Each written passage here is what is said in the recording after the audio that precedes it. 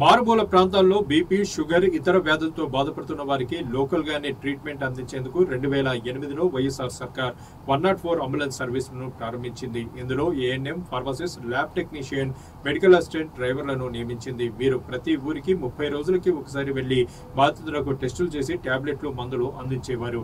అయితే SDC programme ద్వారా medical and health staff గ్రామాల్లో ఇంటింటికి తిరిగి బీపీ, షుగర్ లాంటి దీర్ఘకాలిక వ్యాధులకు మందులు ఇస్తుంటారు.